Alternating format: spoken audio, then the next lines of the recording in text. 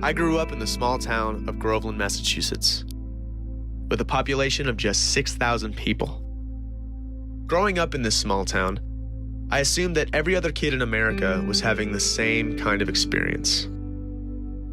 I thought that after graduating from high school, I would go to college and the future was open to all possibilities. It was during my time at college where I began to realize that not everyone is given the same opportunities. This became painfully clear in the divisive period during and after the 2016 election. I was disoriented, confused, and hurt by what I saw. I realized at that moment I had to start asking questions. How can I understand another person's experience? What makes us different from each other? What do we have in common? But first, I had to understand who I was and where I came from. Join me on this personal journey as I investigate my own family's ancestry and the paths they took to become Americans. My first stop was my maternal great-aunt's husband, Uncle Larry, the family genealogist. Larry has spent hours on Ancestry.com compiling our family history. According to Larry, my mom's paternal great-grandparents, Abraham and Martha Szymanski, immigrated from Poland, landing in the U.S. in 1882. My mom's maternal great-grandparents, David and Celia Stein, arrived from Lithuania in 1895. To understand their experience, I paid a visit to my grandmother. Who are you, and what is your relation to me? My name, you want my full name? Yeah. Marcia Gloria Stein Siemens Grosdike Herson. And I am your grandmother. I will be 80 years old on my next birthday. I spent the first 12 years of my life with my parents and my two sisters in the slums of Boston, and then we moved out to the burbs. I did my undergraduate work at Simmons College in Boston and my master's in Boston as well. I was pregnant both times I graduated, and the first time was with your mother. The second was with your uncle. I know more about my mother's side of the family than my father's. My father's family were all pretty much illiterate, and as a result of it, we don't have much actual history. I do have my grandparents' naturalization papers. And although they came over to this country from Lithuania at the turn of the century, they were not naturalized till 1948. My mother's family we know more about because not only were they literate, but one side of the family had a lot of rabbis, and the same side of the family also had a lot of secular educators. That's my grandmother. Those are my grandmother's parents. And I'm sure that was taken in Lithuania. Both sides of the family came from Lithuania, which belonged to Russia for most of the time. So all of my grandparents spoke Yiddish. When they came to this country, they learned some English. None of the four of them was ever fluent in English. My father's family lived in the West End, which no longer exists. And my mother's family lived around metropolitan Boston because my grandfather built houses. It's very interesting. My parents tried to be non-political. They claimed to be independent voters all their lives. They would not put a political party down. And my father was a very simple man. He worked hard. He was a union electrician. He played cards on the weekend and fished. And the only other thing that he did was he watched the fights. And I don't remember whether they were on Wednesday night or Friday night. But he'd come home, he'd be tired, he worked hard. We'd have to wake him up for the fights. And around halfway through the fights, he'd pick the underdog. And he'd go with the underdog for the rest of the fight. And he never said anything about that. But I got that message. And that was an interesting message to get.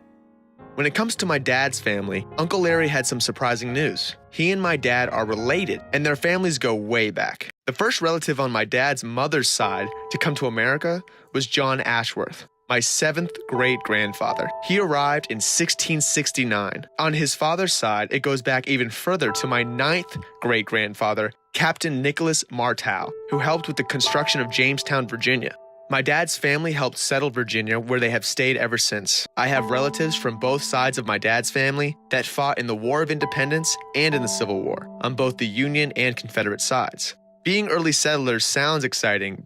The truth is that they had rough lives. On my dad's mom's side, the family migrated south and settled in Florida and Alabama. They were poor and made a living farming. The same was true of my dad's side, where they worked other people's land and grew tobacco. I am Chuck Fuller, and I am your dad, son of Sam Fuller. I'm sorry, your dad, son of Sam Fuller.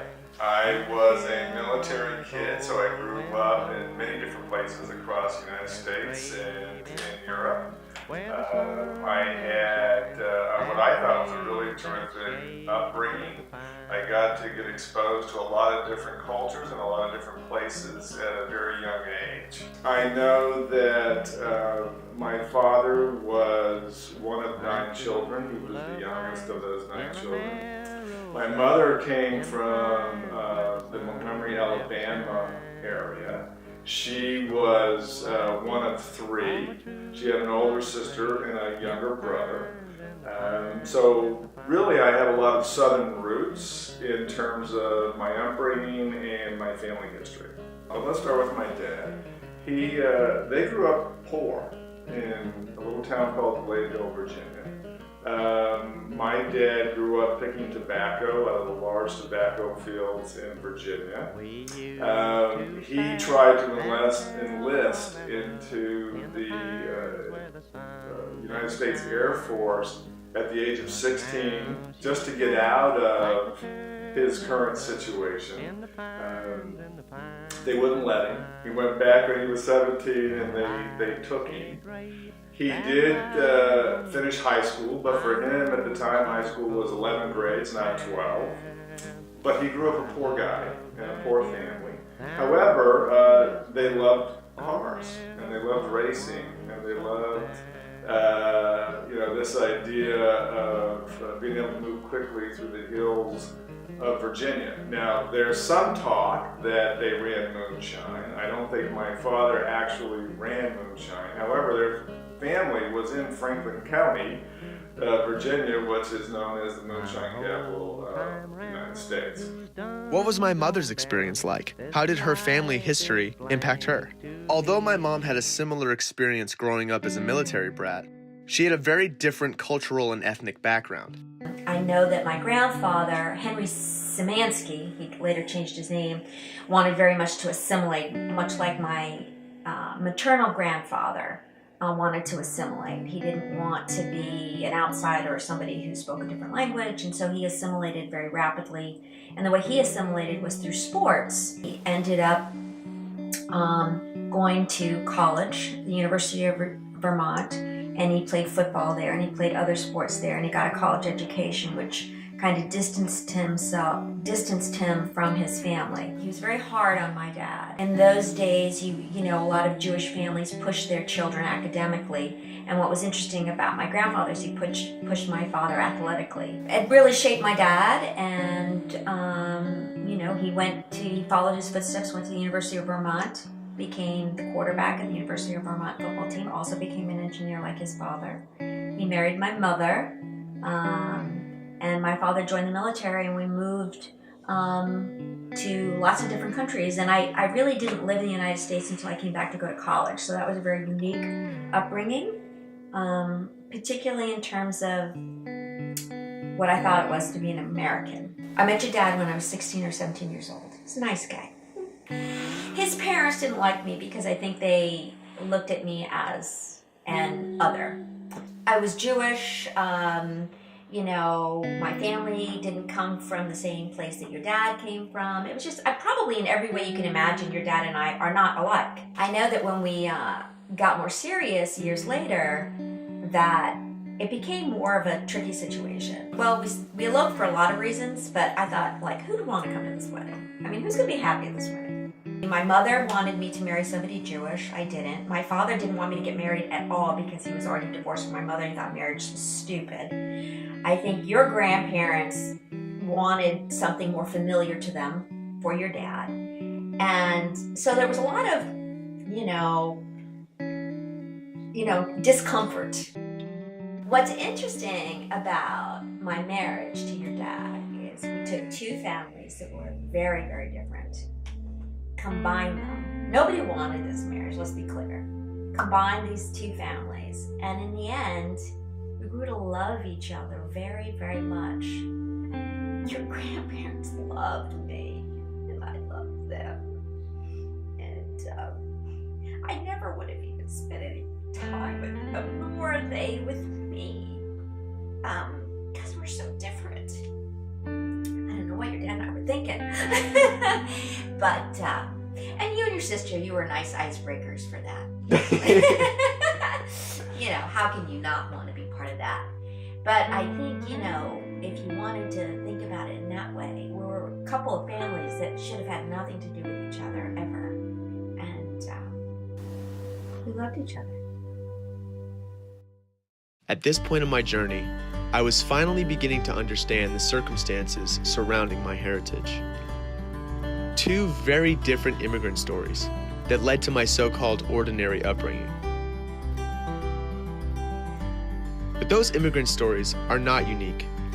Nearly every family in America came here from somewhere else, sometimes by choice, other times against their will. Some came to escape persecution while others were seeking adventure or new opportunities. This story, my story, your story, continues today.